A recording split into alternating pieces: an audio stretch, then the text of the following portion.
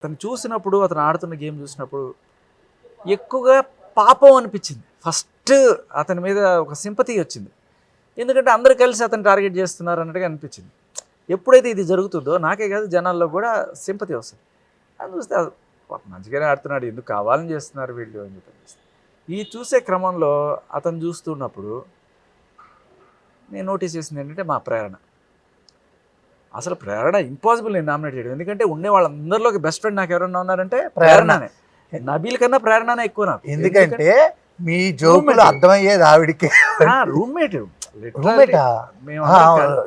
big boss house లో roommate and ముగ్గురు ఉన్నప్పుడు